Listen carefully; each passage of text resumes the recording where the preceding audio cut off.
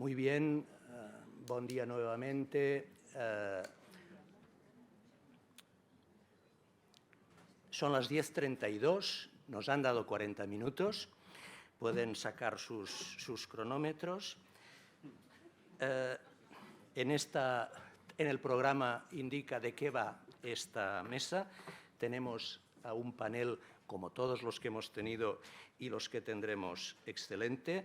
Van a intervenir, como pueden leer en el programa, don Ignacio Pereña Pinedo, secretario general de Redexis, don Carles Majó Casas, abogado senior en Verdia Legal, don Luis Pérez de Ayala, vicepresidente y socio coordinador del Departamento de Derecho Público de Quatre Casas, doña Isabel Bassas, socia directora de IBE Energy Law, y don Ignacio Castejón Laporta, director de la Asesoría Jurídica de Infraestructuras y Redes de Endesa. Inicialmente nos pusimos de acuerdo en que formularíamos unas preguntas, pero hemos decidido que cada uno se preguntará y se responderá a sí mismo. Y empezará don Ignacio Pereña, secretario general de Redexis. Cuando quieras, Ignacio. Muy bien. Muchísimas gracias, Enric. Muchísimas gracias a Eden. Gracias a todos ustedes por su asistencia esta mañana. No sé si tenía una presentación cargada. Esa no es. Bueno, en todo caso, vamos empezando.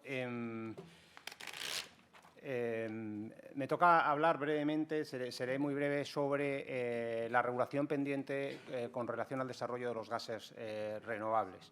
Lo primero que hay que recordar es que los gases renovables son esenciales también para la consecución de la seguridad de suministro.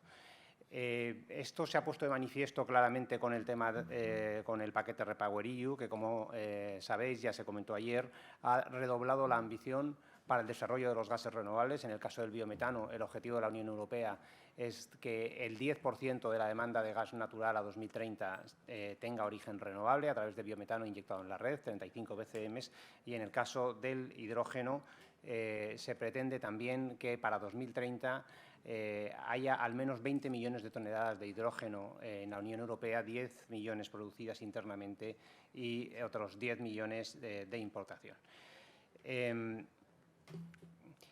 Es importante también recordar que cuando la Unión Europea habla del desarrollo de los gases renovables, está estableciendo también principios de actuación para los Estados. Es verdad que en estos momentos lo que tenemos es una comunicación que no tiene carácter vinculante, pero los anexos de todo el paquete REPowerEU recuerdan que los Estados deben establecer los incentivos adecuados para la promoción de los gases renovables, identificar las barreras que impiden el desarrollo de los gases renovables. Está puesta, sí. Identificar las barreras, establecer también incentivos fiscales, promover la I+D, establecer un estudio de evaluación del potencial del desarrollo de los gases renovables existentes, etcétera, etcétera. Y la realidad que tenemos en España es una realidad en la que los gases renovables hasta ahora han estado olvidados, probablemente porque se ha confundido descarbonización con electrificación y no se ha prestado suficiente atención a los gases renovables hasta muy recientemente. Y somos el segundo país con mayor potencial de toda Europa, según todos los estudios europeos y nacionales. El último estudio realizado por Pricewaterhouse con la consultora Biovic para Sedigas pone de manifiesto que el potencial que hay en España para, digamos, de inyección de biometano, por ejemplo, en la red de gas, es del entorno de 160 teravatios, lo que supone prácticamente la mitad de todo el gas natural que se consume en España. Y, sin embargo, en la actualidad solo tenemos 9 plantas de biometano que estén inyectando gas renovable en la red de gas. Estamos a la cola de Europa en el desarrollo del biometano, muy por detrás de otros países como Francia o Alemania. ¿Y cuál es la situación que tenemos en la regulación con relación al desarrollo de los gases renovables? Pues la verdad es que lo que tenemos es una regulación que la escasa regulación que hay es muy reciente y, por otra parte, es absolutamente incompleta en estos momentos. ¿Qué tenemos en primer lugar? Pues una mezcla de regulación europea con regulación nacional, pero todavía en desarrollo. Una mezcla también de instrumentos de soft law con algunas disposiciones concretas que son efectivamente normativas y que tienen eficacia, digamos, obligacional. pero prácticamente toda la legislación que tenemos es una legislación que se ha ido produciendo por urgencia, es una legislación fragmentada y es una legislación incompleta. ¿Cuál es la situación que tenemos en España?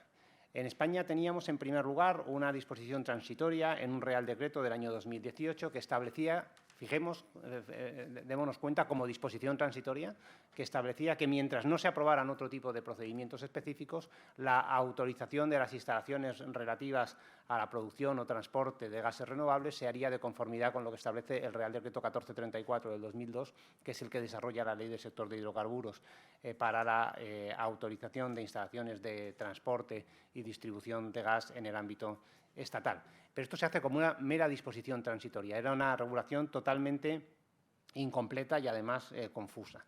El PNIE, que establece simplemente una brevísima referencia al desarrollo de los gases renovables, sin contener ninguna disposición tampoco normativa.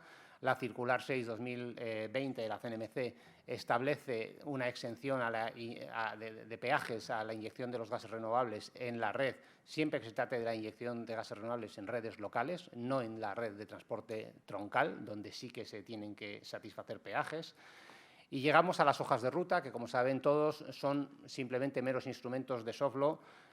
La hoja de ruta del hidrógeno en 2020, la hoja de ruta del biogás en el año 2022, donde se apunta una serie de medidas que son necesarias acometer para desarrollar los gases renovables, pero que si hoy hiciéramos un análisis de las medidas que se contienen en esas hojas de rutas y cuáles de ellas se han llevado a cabo, probablemente el resultado sería demoledor. Es un buen análisis académico si alguien tiene tiempo para hacerlo en algún momento. ¿Y qué se ha producido en los últimos tiempos? Pues en los últimos tiempos, en primer lugar, tenemos la Ley de Cambio Climático, que contiene un artículo importante, el artículo 12, con relación a los gases renovables, donde establece básicamente una obligación para los poderes públicos de promover el desarrollo de los gases renovables, lo que señalan expresamente que podrá incluir 3 medidas: el establecimiento de objetivos, la puesta en marcha de un sistema de garantías de origen y también incentivos para la utilización de los gases renovables, incluida la inyección a la red. Tenemos, por otra parte, la Ley de Residuos. La Ley de Residuos establece también un artículo concreto donde apunta a que debe promoverse también la inyección del biometano en la red de gas, precisamente como ejemplo de economía circular para aprovechar los residuos, digamos, que están generando hoy emisiones a la atmósfera y que por medio de la biometanización, de la digestión anaerobia, pueden ser utilizados e incorporados a la red de gas y así reducir emisiones e incluso generar emisiones netas. Real Decreto de 17 de mayo de 2022, que crea el sistema de garantías de origen, ya en funcionamiento desde el mes de marzo de este año, pero que tiene un problema, y es que el sistema de garantías de origen en España no incorpora hasta el momento los certificados de sostenibilidad. Es decir, el sistema que hemos implementado en España acredita el origen renovable de los gases, pero no sirve para acreditar la huella de carbono que se reduce, de manera que es un sistema que tiene, digamos, un valor inferior a otros sistemas voluntarios de sostenibilidad que existen en el ámbito europeo. Hoy se están firmando contratos de ventas de biometano, BPAs, en los que no se están incorporando este sistema, no se está utilizando el sistema de garantías de origen español y se está aludiendo a otros sistemas voluntarios de sostenibilidad que existen en el ámbito europeo. Es decir, el biometano que estamos hoy produciendo en España e incorporando en la red de gas, lo que está sirviendo es para descarbonizar los usos de otros países europeos. No estamos consiguiendo descarbonizar nuestros usos al no ser capaces en el sistema nuestro todavía de justificar qué huella de carbono se evita a través del sistema de garantías de origen.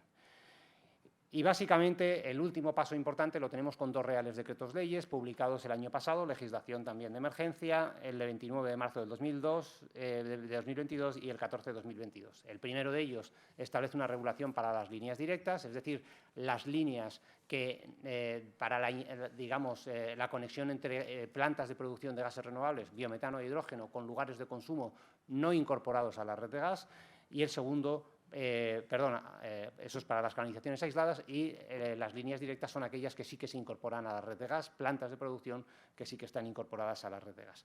Básicamente, La regulación común es que se trata de instalaciones que no van a ser planificadas, cuya competencia va a corresponder a las comunidades autónomas, salvo que excedan del ámbito de una comunidad autónoma. En el caso de las líneas directas va a hacer falta un informe del gestor técnico del sistema vinculante. En el caso de las canalizaciones aisladas, si se supera,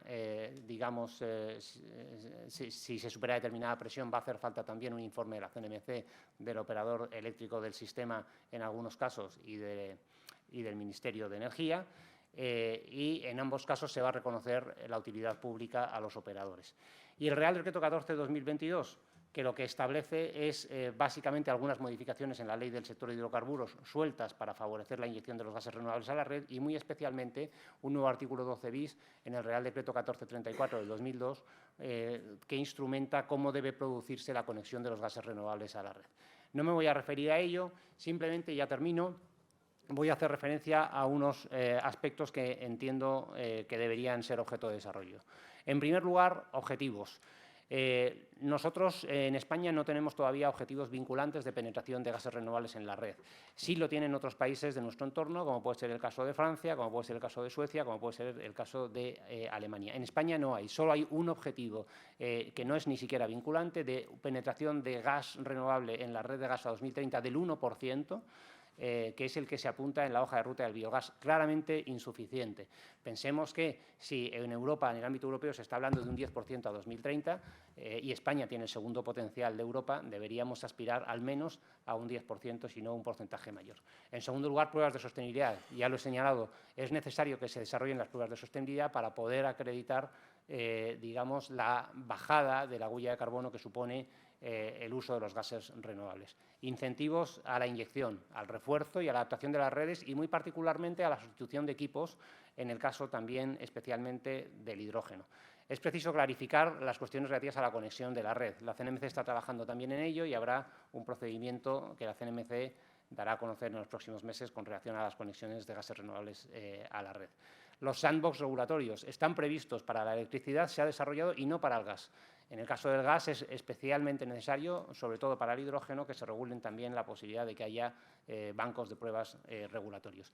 Y por último también, y en esto sí que es común con la electricidad, es necesario también agilizar algunas cuestiones relativas a la tramitación administrativa, fundamentalmente en lo que se refiere a la producción de gases renovables, a todo el procedimiento de autorización ambiental integrada de las plantas de producción de gases renovables, que están suponiendo, digamos, una duración de más de 2 años y que, por tanto, retrasan enormemente lo que es la inyección de los gases renovables en la red. Nada más, muchas gracias. Muchísimas gracias.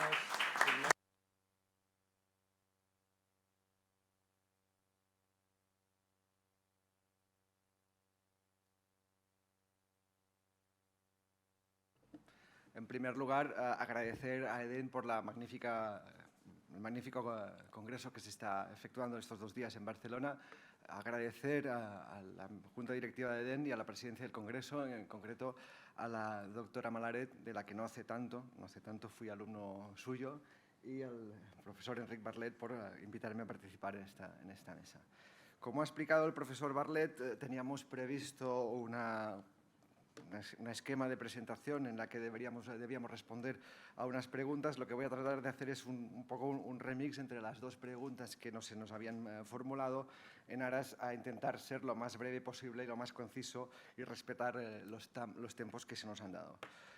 Una de las preguntas es que nos preguntaban si nos sirve la regulación vigente de retribución de los operadores de redes para promover la generalización de redes inteligentes. Bien, no me voy a extender a explicar lo que son las redes inteligentes porque creo que ayer por la tarde hubo una ponencia específica explicando lo que eran las redes inteligentes, pero sí que, a pesar de que somos la mayoría gente de letras, gente de derecho, no nos extraña el saber que cuando hablamos de redes inteligentes la importancia está en la segunda parte de la frase, quiere decir que las redes ya las tenemos. Lo que tenemos que hablar es de inversiones para hacer que estas redes sean inteligentes. Invertir en aquellos elementos que al fin y al cabo permitan hacer lo que en la exposición anterior ha explicado Salomé, hacer realidad la generación distribuida. Es un reto importante, no voy a hablar de números de las necesidades de inversión para hacer esto posible, pero sí que realmente la necesidad de inversión en red inteligente, en smart grids, van a hacer posible la integración de la generación distribuida y hacer posible que la red de distribución tenga un papel fundamental en el desarrollo de las mismas.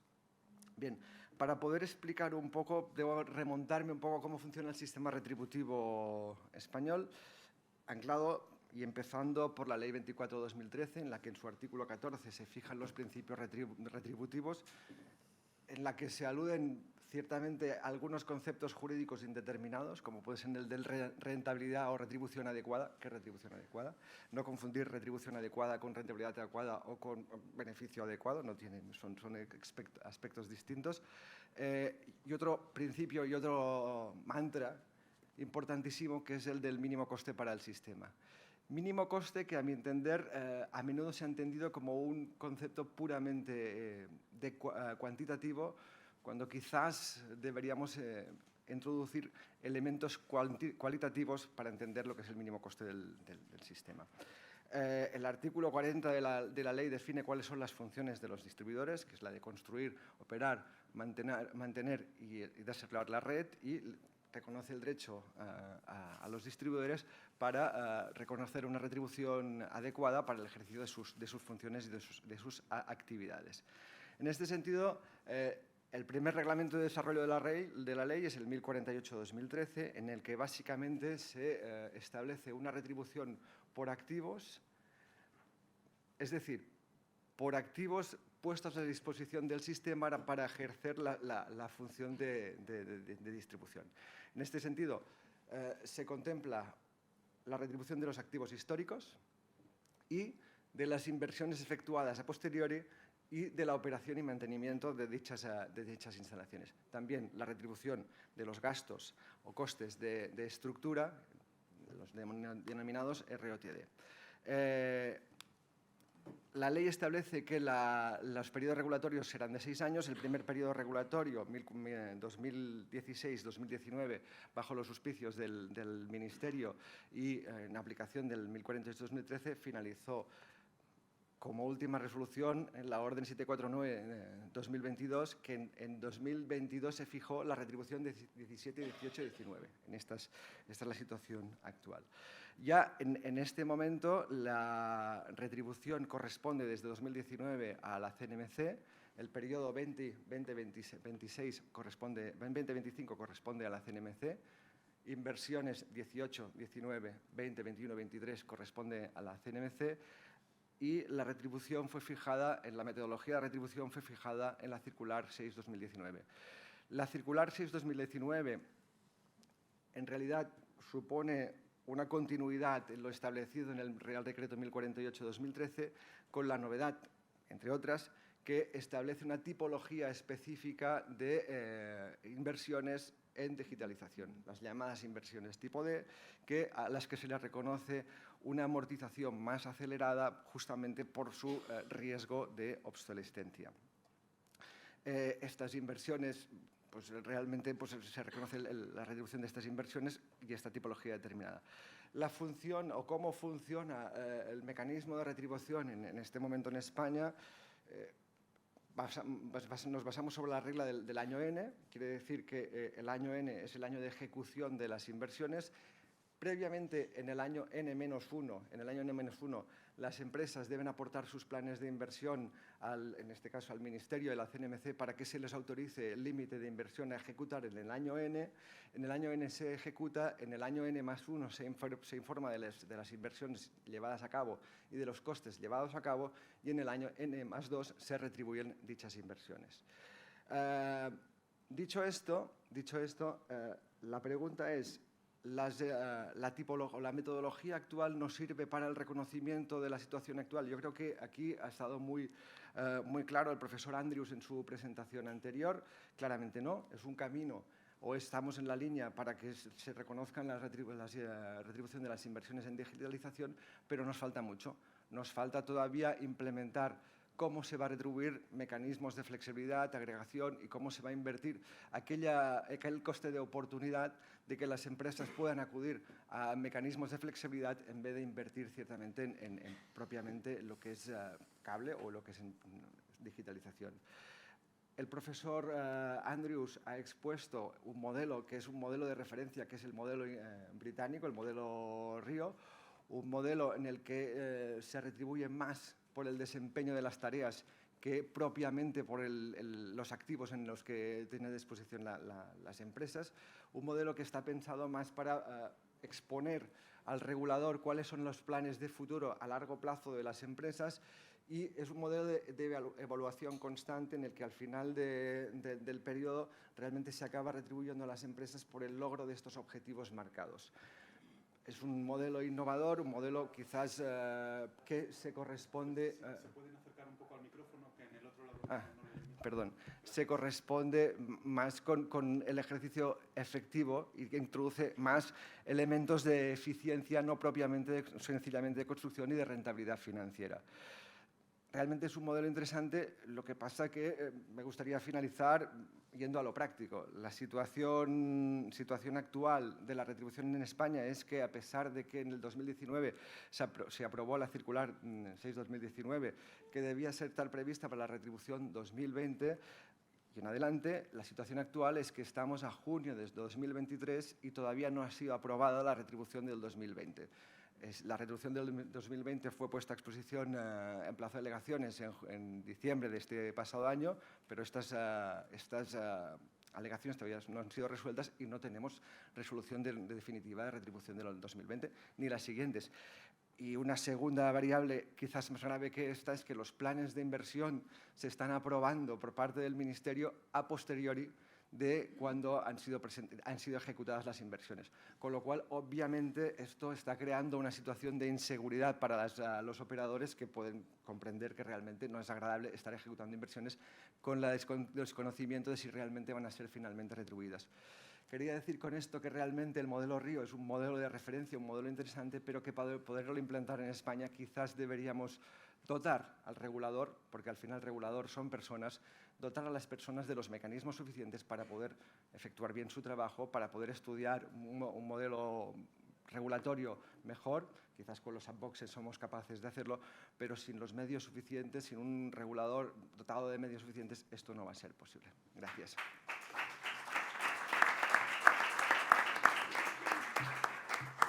Muchas gracias, Carlas. Muchísimas gracias a ambos por la brevedad. Luis, cuando tú quieras.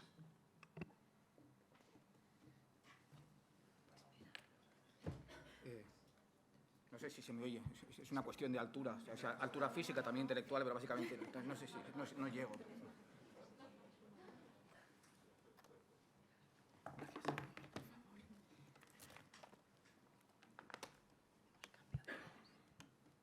Buenos días a todos. Gracias a la Pompeu Fabra, a mis amigos de AEDEN, amistad que justifica mi presencia exclusivamente. Voy a tratar de hacer un diagnóstico rápido de cuestiones más o menos puntuales que, en mi opinión, a mitad de año 2023, impactan sobre el derecho de acceso y conexión de las instalaciones de producción, básicamente renovables, porque no hay otra cosa. Así que, en España, ¿dónde estamos y cuáles son los retos? Después de muchísimos años sin regulación, a finales del año 2020, como todos sabemos, se aprobó el famoso Real Decreto 1183, que es el que regula el acceso y conexión. ¿Es una buena norma? Habrá, por supuesto, opiniones para todos los gustos. En la mía, sí. Es técnicamente correcta y, de hecho, todos los problemas que se están planteando no derivan tanto de la aplicación en sí del 1183, sino de cuestiones adyacentes o accesorias a las que ahora me referiré. El primer problema con que nos encontramos a la hora del acceso y la conexión no es tanto su otorgamiento, que también, sino su implantación, su ejecución, su realidad. Porque la tramitación de los proyectos renovables sigue siendo un dolor de muelas. Lo es, pese a que, como sabemos, la normativa actual impone un máximo de 31 meses para la emisión de las declaraciones de impacto ambiental, plazo que ha hecho precisamente acelerarlo. Es la única realidad que ha provocado la aceleración de los proyectos. El resto son normas más o menos fallidas. en España el Real Decreto Ley 622 y el Real Decreto Ley 2022, con su procedimiento de determinación ambiental, de afecciones ambientales, es un buen intento. En Europa, el Reglamento 2577, también del año 2022, es un buen intento, aunque está muy limitado en términos temporales, pero a la hora de la verdad, la tramitación de los proyectos renovables se encuentran con el obstáculo del medio ambiente. Y el obstáculo del medio ambiente, en términos jurídicos, tiene un solo culpable: el silencio administrativo. O sea, volvamos a los orígenes, profesor. Cuando nuestros clientes nos piden que les hagamos un mapa con los diferentes hitos y plazos de tramitación de un proyecto, se lo hacemos. Y cuando nos preguntan cuál es la realidad, le decimos: olvídate de esto y ahora te voy a contar cuál es la realidad. Multiplícalo por 6. ¿Por qué? Pues porque no se cumplen los plazos. Pregunta del extranjero: bien, ¿y cuál es la consecuencia de que no se cumplan los plazos? Respuesta: ninguna. Ninguna. Por tanto, mientras que no se haga uso del silencio positivo, no tiene solución. ¿Puede hacerse uso del silencio positivo en el ámbito del medio ambiente? Me temo que no. Me temo que no. Por tanto, es una lucha sin solución. Algo conseguiremos: la unificación de plazos de las informaciones públicas ayuda, la reducción de plazos a la mitad ayuda, la fijación de plazos vinculantes en el ínterin en lo que es la correspondencia interadministrativa ayuda, pero al final vamos a encontrarnos con un problema. Segundo problema de tramitación. El segundo problema de tramitación está, en mi opinión, vinculado a otro elemento que a los viejos nos hace casi volver a la época de la universidad. Una figura apasionante, como es el ejercicio de potestades públicas por entidades privadas. Que todos lo estudiábamos y decíamos: ¿qué cosa más rara esto? ¿Qué será? El derecho de acceso. O sea, Red Eléctrica, cuando otorga el acceso, está ejerciendo potestades públicas y es una entidad privada. Bien, perfecto, ningún problema. Bueno, ningún problema, o sí, porque ¿eso cómo se come? La CNMC ha dicho, en mi opinión, de forma acertada, algo que todos en su momento también estudiamos: el ejercicio de potestades públicas no significa que quien las ejerce se convierta en la administración pública, no. Segundo, el ejercicio de una potestad pública no significa que el procedimiento sea un procedimiento administrativo, tampoco. Bien, pero eso obliga, en primer lugar, a valorar cómo tramitar Red Eléctrica. ¿Pueden pedirse y otorgarse cautelares en el marco de una solicitud de acceso bajo el 56 de la Ley 39 de 2015? No, porque no se puede. Pero bueno, y después, como estamos ante una realidad privada, un acto de derecho privado, hay que administrativizarlo. ¿Cómo lo hacemos? A través del conflicto de acceso. Bien, pese a los buenos oficios y esfuerzos de la CNMC, los conflictos de acceso están tardando un año. Y después de la CNMC tenemos a nuestra amiga la Audiencia Nacional, que es un tribunal que, como sabemos, es de los que más tardan en emitir y, además, muy contrario, como con carácter general o muy restrictivo, y ahí sí, para que cada uno lo valore, respecto de la adopción de cautelares. Bien, ¿eso qué significa? Que en un procedimiento de acceso tenemos 3 fases: una rápida, bien desarrollada, que es el acceso en sí, y luego la fase de conversión al derecho público, que es el conflicto de acceso, y luego la fase judicial. Todo eso en un entorno en el que probablemente no hay cautelares. Añado un elemento adicional de complejidad a todo esto: la suspensión que Red Eléctrica está acordando, también en mi opinión con buen criterio, ante solicitudes cuya respuesta depende de un conflicto de acceso previamente interpuesto. ¿Eso qué está haciendo? Pues que, pese a que el procedimiento está bien diseñado, porque lo está, en la práctica se tarda años en tener seguridad jurídica acerca de la viabilidad del acceso respecto de un proyecto. Si a eso unimos lo que viene después con la tramitación ambiental, la conclusión es que, pese a todo, y pese a que el 1183, repito, creo que es una buena norma, pues tiene consecuencias prácticas muy difíciles de soslayar.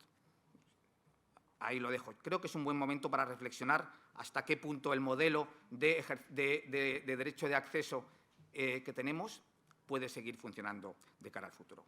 3 ideas muy cortas para terminar respecto del uso actual y futuro de la red. Seguimos todavía con cuestiones normativas o no bien tratadas o que se pueden tratar mejor. Y pongo 3 ejemplos. Primero, flexibilización de cara a la hibridación de proyectos. Como sabemos los que nos dedicamos a esto, para hibridar un proyecto hace falta que las 2 instalaciones, original e híbrida, tengan el mismo derecho de acceso y pertenezcan al mismo titular. ¿Por qué? Yo no he conseguido que nadie me dé la respuesta. Por evitar la especulación, no me vale como ejemplo. Porque no es posible medir, claro que es posible, hay elementos para medir. Tanto en el sector eléctrico como en el sector gasista hay múltiples ejemplos y soluciones que permiten asignar producciones a una y a otra instalación, aunque sean de distintos titulares. Es algo que yo no entiendo y que, desde luego, cambiarlo facilitaría la flexibilidad. Otro elemento de flexibilidad, el acceso para instalaciones de almacenamiento y baterías utilizando restos no continuos de capacidad disponible, aunque no sea en continuo. Lo estamos pidiendo, todos lo estamos pidiendo, los clientes y nosotros, los abogados. Y la respuesta hasta ahora de los gestores es no, porque no se puede. Bueno, si yo estoy dispuesto a aceptar un acceso que pueda tener momentos de cierre, de curtailment, porque lo acepto, porque voy a un nudo que no tiene esa capacidad en continuo, ¿por qué no puedo utilizarlo para maximizar esa capacidad ociosa en determinados momentos? Vendrá, pero hoy no lo tenemos. Último punto y termino. La dimensión actual de la red y la sobreutilización, que es un poco contrasentido, con ocasión de los proyectos. Y los famosos curtailments, parones, cortes de red que empiezan a producirse y que serán nuestros. ¿Cómo lo vamos a afrontar? No es fácil. El reglamento de 2019, como sabemos, prevé que en caso de redespacho las renovables tienen prioridad y que solamente si el CTA lo ha contemplado expresamente se puede cortar o redespachar, como dicen ellos, sin compensación. ¿Qué tenemos en España? Unos contratos de acceso de red eléctrica y de todas las distribuidoras que de forma genérica prevén esta contingencia. ¿Es suficiente esta previsión genérica para romper esa presunción en contra de la ley de cara a la compensación? Lo veremos, pero tendremos problemas en el futuro. Muchas gracias.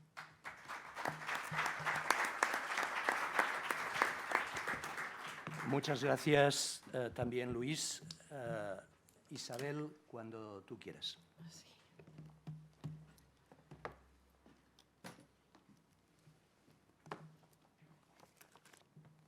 Bueno, pues yo empezaré evidentemente por los agradecimientos a la doctora Elisenda Malaret, a mi hermana académica, Ana Belén Macho, a don Vicente, a don Íñigo, por supuesto. Yo tenía una ponencia preparada y yo no puedo dejar poner de manifiesto que yo ayer me lo pasé pipa. Me lo pasé pipa porque yo soy de las antiguas, que voy con libreta y boli, y a mí me cuesta mucho ir a congresos de energía, ya, vamos, imposible, ¿no? Pero a congresos en los que yo me pase todo el rato escribiendo. Y ayer, hoy debo tener ojeras, llegué a casa, lo quería rehacer todo, tuve un diálogo con todos los ponentes, yo sola. He rehecho la ponencia, con lo cual vamos a ver lo que sale, porque además hay que resumirla. Los fundamentos jurídicos los dejaré para la publicación, que creo que ahora no merece la pena.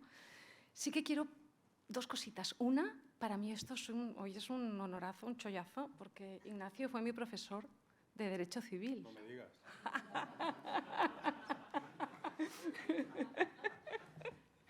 Con lo cual, si algo no me sale bien, está claro que es por mí, porque él fue un gran profesor. Eso no se lo tengáis en cuenta, ¿vale? Yo os decía que tenía ese diálogo ayer, ¿no? Yo no puedo dejar hoy los agradecimientos, ya los dejo ahí, porque si no, ¿vale? A mí me emocionó las referencias que se hicieron a Gaspar Ariño. Yo no tuve el honor de conocerle, pero sí que voy a decir que yo ayer me sentí pupila de él también, porque yo en la soledad de la biblioteca del edificio de las Aguas, esta universidad, que os recomiendo a todos que antes de ir os lo visitéis, había tenido muchos diálogos con él. Y ayer transmitisteis su esencia. Y, ostras, a mí me impactó. No tuve el honor de conocerle, Pero bueno, y me puse romántica y hasta busqué, ¿no? Y dije, los egipcios hablan del misterioso viaje de Socaris, que cuando alguien fallece, si le seguimos nombrando, sigue vivo, ¿no? Yo me pongo un poco emotiva, pero creo que don Gaspar está ahí, así, y bueno, pues yo, poco tiempo, pero creo que ha merecido la pena poner de manifiesto esta referencia. Intento ir al grano. Cuando Enric, gran amigo, me propuso mi tema, hablar de flexibilidad de los mercados, si os reconozco lo que me pasó, yo, me permitís en catalán, em vaig esgarrifar. Em vaig esgarrifar, ¿no? Que es una expresión que yo creo que en castellano no se traduce tan bien. Tiene un, ¿verdad? Tiene un empaque. Porque en el fondo vamos a hablar de, primero, me asusté, luego dije, a ver, primero, si Enric te lo ha propuesto, es que sabe que puedes. Entonces ya cogí la actitud positiva, ¿no? Y luego pensé, esto es un chollazo porque es hablar de futuro.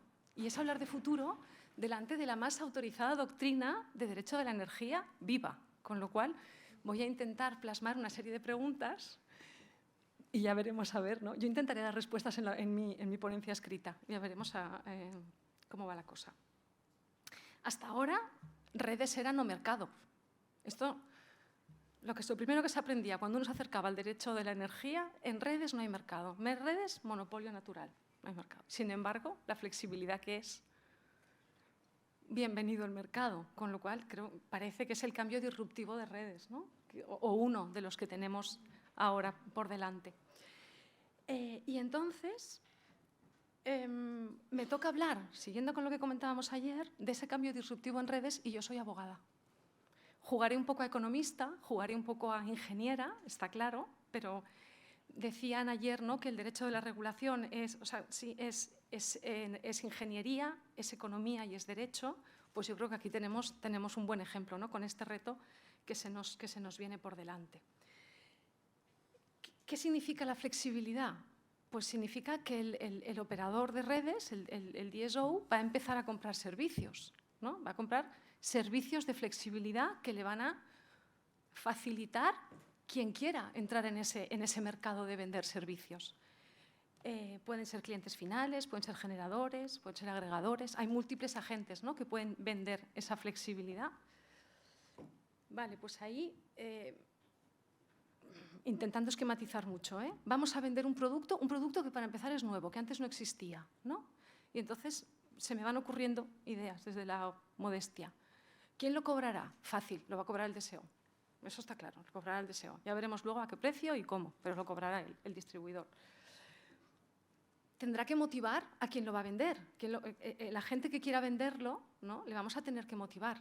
Y hablaba yo con un ingeniero amigo y me ha hecho una reflexión que quiero traer hoy sobre la mesa. Dice, piensa que lo que nos gusta a los consumidores es la tarifa plana. A mí no me digas si a las 6 de la tarde me vas a cobrar 1 kilovatio y a las 8 otro. No, a mí, oye, yo quiero llegar a casa y quiero poner la lavadora cuando me apetece. ¿No? Entonces, depende de a qué agente queramos incorporar, le vamos a tener que motivar mucho. Va a tener que haber una señal, no sé si de precio o de otro tipo, pero que le motive. Entonces se me ocurre después, ¿quién va a fijar el precio? Aquí se me ocurren dos alternativas. La primera, que ya digo que creo que no va a funcionar, que no va a ser, es que cada distribuidor decida, ¿no?, qué servicios flexibles quiere comprar y pues que propongamos precios. Y yo supongo que esto no va a pasar. ¿Qué vamos a ir? Vamos a ir, pues como comentaba Carlas, tenemos una 6-2019 y una 8-21 que nos dan unos, bueno, pues tenemos unos precios públicos por determinadas actividades. Ahora podríamos hablar de los derechos de extensión, de la supervisión de instalaciones cedidas, de otras categorías. Pues yo intuyo, deduzco, me encantaría escuchar la opinión del respetable, ¿no?, que probablemente acabaremos ahí, ¿no?, en que se hará se tasarán esas actuaciones, ¿no?, esos servicios de flexibilidad que vamos a poder comprar, pues se podrán tasar y le asignaremos un precio público. Tendremos ahí que tener, pues de nuevo, no sé, tendremos que hacer un ejercicio como hizo la CNMC para establecer los valores unitarios de la 2660, a ver qué consideran las empresas, qué costes soportan. Habrá un diálogo ahí interesante, ¿no?, qué coste considerará CNMC después que se pueda aprobar y demás, ¿no? Pero bueno, y supongo, ¿no?, que esto acabará siendo, pues, un coste más para el sistema. A priori, supongo que vendrá compensado por otros costes que se reducirán también, ¿no? Pero así la foto de los servicios de flexibilidad yo creo que a priori será un coste más para el sistema. Y en the meanwhile, entre tanto, ¿qué hacemos? Pues estamos en una universidad, nos da la respuesta. ¿Qué hemos de hacer? Investigar. Las distribuidoras, ¿qué van a tener que hacer? ¿No? Tenemos los sandboxes y tenemos los proyectos piloto de investigación, que uno es competencia de CNMC, los proyectos piloto, creo que es el artículo 16 de la 621, y los sandboxes que ya se están publicando, que son competencia de ministerio. Ya entramos aquí en esa, que está súper bien la separación de competencias y demás, esto está, pero para el distribuidor, que es quien lo va a tener que aplicar, pues aquí ya veremos, ¿no? Y como no me quiero alargar mucho, 2 puntos, lo que sí que me da la idea, retomando, doctora Macho, lo que decías ayer, lo que sí veo claro es que si el proyecto de investigación es un proyecto piloto que sufraga, que aprueba CNMC, entiendo por la literalidad del precepto que acabará siendo un coste del sistema, mientras que si esa investigación, ese proyecto piloto, lo estructuramos como un sandbox, como un banco de pruebas regulatorio, pues entramos en gasto público, vamos a pedir subvenciones, con lo cual son 2 vías de financiación que se pueden plantear. La primera ya está sobre la mesa, la primera convocatoria se lanzó esta semana. La segunda todavía no se han ni desarrollado por CNMC, creo que hoy no tenemos ponentes de CNMC porque me habría encantado poder preguntarles, ¿no? Dudas que me surgen al respecto. El distribuidor sabe perfectamente que tiene una responsabilidad de seguridad de suministro y intenta, yo creo que en España tenemos una seguridad de suministro buena. Yo creo que, y si viajamos por ahí, veremos que es mejor, porque a veces no vale valorar desde casa, hay que irse fuera, ¿no? ¿Vale? Pues a mí la inquietud que me surge, porque esto es algo que no os he dicho que os quería decir, es verdad, yo vengo aquí con la perspectiva del distribuidor porque yo trabajo normalmente con distribuidoras, entonces me es fácil, bueno, o quizás lo único que sé hacer es ponerme en la posición del distribuidor, ¿no? ¿Cómo vamos a visibilizar o cómo vamos a regular la responsabilidad de los agentes que prestan servicios de flexibilidad en esa seguridad de suministro? Porque si el distribuidor deja de invertir en redes, porque no hace falta, porque ya tiene esa flexibilidad, ¿no? que ha comprado servicios de flexibilidad, si hay un problema la red no va a tener cierta capacidad de respaldo, ¿no? Entonces, eso yo creo que es un punto que tendríamos que darle una vuelta, ¿no? ¿Y cómo se visibiliza? Porque si hay un corte de suministro va a parecer siempre que es la distribuidora la responsable y puede que no solo sea ella, ¿no? ¿Vale? Y solo dejarme un minuto. ¿Un minuto puedo? Va, solo algo, pensando en el futuro, ya que estamos en una universidad. No sé si Enrique lo habría dicho cuando me presentaba, yo vivo en Dubái y en Dubái tenemos un museo del futuro muy chulo. Y yo lo fui a ver y en el Museo del Futuro hay una maqueta de placas solares en la Luna y no sé cómo la energía llega a la Tierra. Yo pensé, qué fashion, ¿no? Luego investigué un poco y vi que la NASA tiene esos proyectos, eso se está investigando. Me encantaría poder veros aquí dentro de poco a todos y que ya tuviéramos que empezar a plantear la sustitución de las redes por no sé qué conexión con la Luna y otra perspectiva. Muchísimas gracias, un placer y hasta pronto. Gracias, Isabel. Ignacio, tu turno y además cierras. O sea que tú puedes hacer la clausura también, voy a intentar de la mesa. Voy a intentar ir a la velocidad de la luz, nunca mejor dicho. Más bien me quedaré, creo que en la del sonido. Tenía una presentación breve de 300 slides que, por petición de Enrique, la hemos reducido a bastante menos. No, es broma. Era esta, sí. Mira, paso por aquí. Es más cómodo esto, que me ha costado bastante. Sí, vale. Ok. Bueno, ante todo, evidentemente, agradecer a EDEN y a la UPF la amable invitación. Es un placer estar aquí con vosotros. Desgraciadamente, ayer no pude asistir a las ponencias que, por lo que he visto, fueron tremendamente interesantes. A mí me toca hablar del fraude eléctrico y de su impacto en las redes. Me toca bailar con el más feo. He visto las ponencias de ayer, he asistido con gran atención a las de hoy, hablar de redes inteligentes, de digitalización, de generación distribuida de comunidades energéticas, de capacidades de acceso. A mí me encanta debatir de eso y además yo que vengo de una distribuidora, de un grupo verticalmente integrado, soy absolutamente el malo de la película.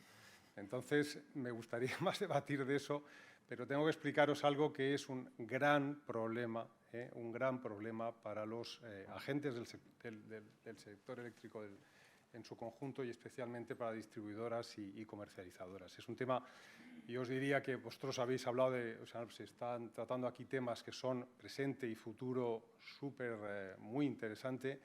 A mí me toca hablar de una lacra que desgraciadamente es pasado, es presente y me temo que seguirá siendo futuro y que es un gravísimo problema que tenemos en España. Yo querría que de mi intervención nos quedaran 3 mensajes. Primero, el fraude eléctrico no es algo anecdótico, no es algo minoritario, no es algo con lo que hay que tener cierta connivencia por aquello de que el que roba a un ladrón tiene 100 años de perdón y esas tonterías. Esto es un gran problema de país.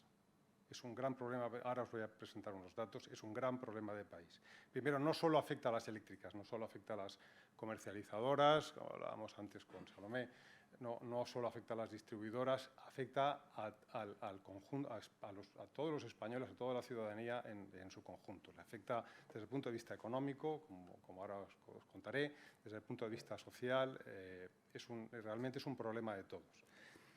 Y tercero y último, hay que introducir, y con esto voy a acabar, hay que introducirlos con urgencia una serie de remedios jurídicos en nuestra regulación, de manera que se intente atajar de una manera, o como mínimo mitigar de una manera inmediata, lo que hoy por hoy es un problema de orden público. Realmente es algo muy, muy serio. Bueno, me he puesto serio, pero vamos a intentar hacerlo ameno. Bueno, en la nueva realidad del fraude, un poco los mensajes que os he dicho, en los últimos años se ha evidenciado un gran incremento del fraude en España, debido principalmente a la ausencia de riesgo económico. Como veremos, defraudar en España prácticamente sale gratis. Una gran dificultad para detectar instalaciones manipuladas por la profesionalización del fraude y cierto clima social de comprensión con el defraudador. Y un marco legal, un marco regulatorio que hace que prácticamente esto es barra libre. La penalización del fraude es muy laxa, desde luego mucho más que otros países de nuestro entorno. Una cosa muy importante, el fraude, no asociemos el fraude a la pobreza energética. El 85% del origen del fraude en España no está asociado a pobreza energética, está asociado a caraduras y a delincuentes. Por favor, esto separémoslo, es decir, ahora veremos, más o menos el 14% sí viene de colectivos vulnerables social y económicamente, a los que por supuesto hay que atender. Tenemos el bono social, tenemos otras muchas medidas y más que deberían implementarse, pero la inmensa mayoría no está asociada a pobreza energética. El fraude de empresas, comercios, hostelería e industria genera una desventaja competitiva muy relevante para aquellas empresas que actúan legalmente y las distribuidoras destinan ingentes recursos en la lucha contra el fraude. Sin embargo, el delito o el fraude va más rápido que nosotros. Si toda esa ingente inversión en redes para intentar paliar el fraude, para intentar mitigar los problemas que nos da en calidad del suministro, no existieran y se pudieran dedicar a acelerar las peticiones de acceso de comunidades energéticas, las peticiones de acceso de renovables, a analizar y a ser más proactivos en generación, en digitalizar las redes, contribuir a las redes inteligentes, sin duda sería una gran ventaja a nivel de país. Unos datos, aunque la mayoría de aquí somos abogados y somos del mundo del derecho, pero unos datos para que veáis el impacto de esto. La energía que se recupera por Endesa, estos son datos de los 557 gigas, es la recuperación anual en el año 2022 que se ha conseguido de energía recuperada del fraude. Estas 557 gigas, que es un porcentaje muy minoritario respecto al total de energía defraudada, equivale al consumo anual de ciudades como Almería, de ciudades como Lleida. El 60% de la energía recuperada del fraude corresponde a suministros no domésticos y a plantaciones de marihuana. Y un 27% de la energía es defraudada por clientes domésticos con niveles de consumo alto. Gente que en sus chalets, en su segunda residencia, con la piscina, el squash, el pádel y whatever, están enganchados y están en fraude. Solo el 14% del fraude se sitúa en viviendas con potencias inferiores a los 3,5 kilovatios y medio. Aquí veis un poco la... en el caso nuestro lo he dividido por el porcentaje de fraude por comunidades, donde tenemos el gran problema, la gran bolsa de fraude, es en Andalucía, Extremadura y en Cataluña, que se han convertido, como luego veremos, en los productores europeos de la marihuana de excelente calidad. Las últimas pérdidas, yo no soy consumidor, pero por lo que me cuentan. Las últimas pérdidas interanuales publicadas en el sistema peninsular ascienden a 20 teras en 2022 y algo menos, eso son pérdidas totales, o sea, son pérdidas técnicas, lo llamamos pérdidas técnicas y pérdidas no técnicas. Algo menos de la mitad de las pérdidas, en torno a 9 teras anuales, son pérdidas no técnicas, es fraude, ¿vale? 9 teras es más o menos la producción anual media de una central nuclear de 1000 megavatios de potencia. Para que os hagáis una idea de lo que supone el coste y el impacto del fraude anual en España. Es algo que no tiene comparación con ningún otro centro. Nosotros somos un grupo que, como sabéis, la matriz es italiana y hasta en Italia, con todo mi cariño a los italianos, pero allí tienen otro componente delictivo, los italianos realmente están esparbarats, como decimos aquí, están sorprendidos del nivel de fraude al que se ha alcanzado, que se ha llegado en España. Solo de estas 9 teras, 1,5 teras es fraude derivado de marihuana, de plantaciones de marihuana, lo que supone un coste anual para el sistema de unos 815 millones de euros, que equivale al consumo anual de la ciudad de Sevilla. Es decir, con esta 1,5 teras se podría alimentar todo un año a la comunidad de La Rioja o a una ciudad como Palma de Mallorca.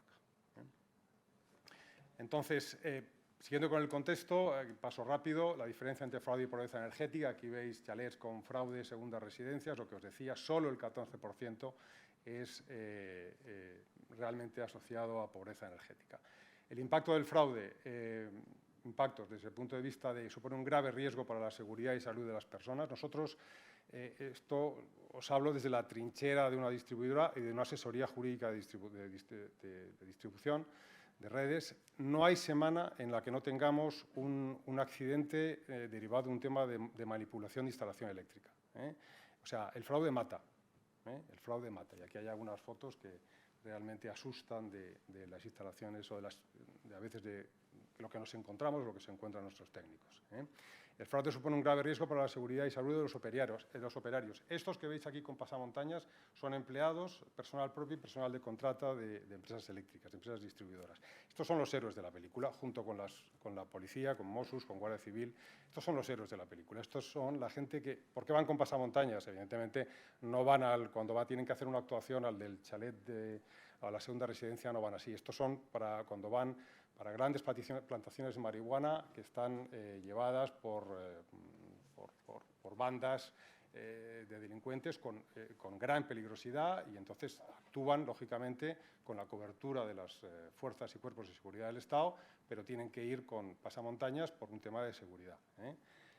Desgraciadamente, luego, cuando tienen que ir a juicio a declarar, ese anonimato, como no está previsto la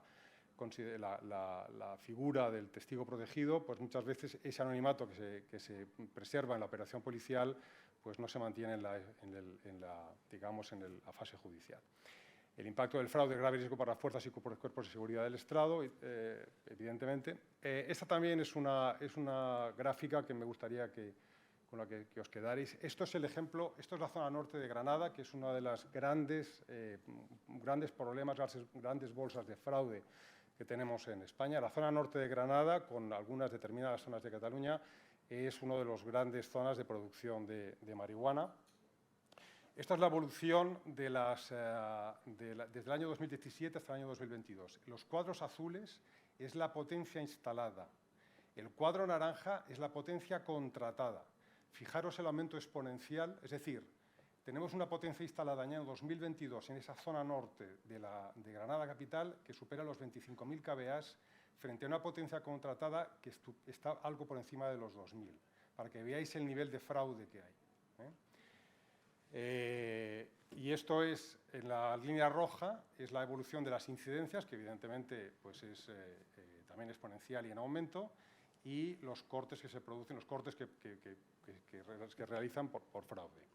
¿Cuál es una consecuencia, una conclusión de esta gráfica? Que cuanto más enchufa, más potencia se asigna a los transformadores de estas zonas, o sea, más cogen, más chupan de alguna manera. Es decir, la solución, como erróneamente algunas administraciones públicas, ayuntamientos, comunidades autónomas, dicen, oiga, pues ahí tenemos una situación de cortes de suministro, enchufe usted más energía, resuélvalo, hay un problema de calidad de suministro. Esto no es un problema de calidad, claro que es un problema, pero la calidad del suministro es un efecto, no es la causa.